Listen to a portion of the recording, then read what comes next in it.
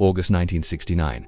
Los Angeles is glowing with celebrity wealth, free love, and Hollywood dreams. But hidden in the hills, a failed musician with wild eyes and a messiah complex is preparing something that will shock America forever. His name was Charles Manson, and what happened over 2 nights in August would become one of the most disturbing cult crimes in history. Charles Manson was born in 1934 to a teenage mother in Ohio. From the beginning, instability defined his life. His mother was frequently in jail. He was passed between relatives and reform schools. By the time he was a teenager, he had already learned manipulation, theft, and survival. Prison became his classroom. While incarcerated throughout the 1950s and early 1960s, Manson studied psychology books, Dale Carnegie's influence techniques, music, and Scientology concepts. He learned something powerful. People want to believe in something, and he learned how to make them believe in him. In 1967, Manson was released from prison. He moved to San Francisco during the height of the hippie movement. Young people were rejecting authority. They wanted peace, drugs, freedom, and spiritual meaning. Manson offered all of it. He gathered mostly young women, many from broken homes, and created what he called the family. They lived communally, took LSD, practiced free love, believed Manson was a prophet. Eventually, they moved to Spahn Ranch, an old movie ranch outside Los Angeles.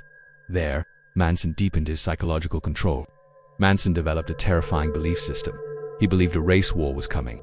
He called it Helter Skelter, inspired by a song from the Beatles. In Manson's mind, black Americans would rise up, white society would collapse, and he and his followers would rule afterward. But he believed he needed to start the chaos. The murders, he thought, would ignite the war. This wasn't random violence. It was apocalyptic delusion mixed with manipulation.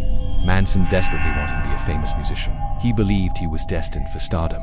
He befriended people connected to the music industry. One of them was Dennis Wilson of the Beach Boys. For a brief period, Manson and his followers even stayed at Wilson's home. But when Manson's music career failed, resentment grew. One of the homes he targeted in 1969 once belonged to a producer who had rejected his music. That address would become infamous, 10,050 Cielo Drive, and the people living there had no idea what was coming. By August 1969, Manson believed the time had come. He didn't plan to kill with his own hands. Instead, he sent his followers. And on the night of August 8, 1969, they drove into the Hollywood Hills. The house at 10,050 Cielo Drive was quiet. Inside was actress Sharon Tate, 8 months pregnant. Her husband, director Roman Polanski, was out of the country. She was hosting friends, Jay Sebring, Abigail Folger, Wojciech Frykowski outside.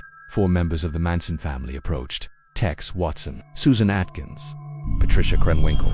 Manson told them to kill everyone inside. Around midnight, they cut the phone line.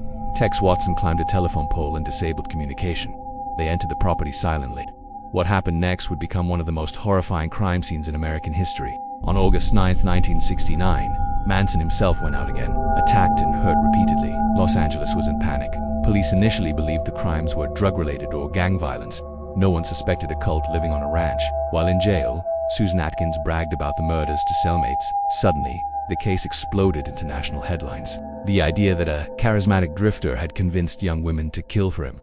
But the most shocking part, Charles Manson never killed anyone with his own hands. The trial began in 1970 and it became a spectacle. Manson carved an X into his forehead during proceedings. Later he turned it into a swastika. His followers shaved their heads in solidarity. They chanted outside the courthouse. They believed he was innocent or divine. Prosecutor Vincent Bugliosi argued something groundbreaking. Manson orchestrated the murders. Even if he didn't physically commit them, he controlled those who did. This was psychological warfare turned into legal theory. The prosecution proved Manson directed the killings. He preached Helter Skelter. He ordered the chaos in 1971. Manson and several followers were convicted, initially sentenced to death, later reduced to life imprisonment when California temporarily abolished the death penalty. The Manson murders ended the 1960s dream. The summer of love illusion shattered. Hollywood elites installed gates and security. Trust disappeared. The case influenced media coverage of cults, criminal psychology studies, how conspiracy beliefs spread. Manson became a symbol of manipulation, narcissism, apocalyptic delusion. Experts often describe Manson as exhibiting traits of antisocial personality disorder, narcissistic personality disorder, paranoid delusions, but beyond labels. The case demonstrates something darker. How isolation plus drugs plus charismatic control can override moral boundaries. His followers weren't born killers. They were conditioned. Charles Manson died in prison in 2017, but his name remains infamous. Not because he was powerful, but because he proved something terrifying. You don't need to hold the knife to be responsible for the blood.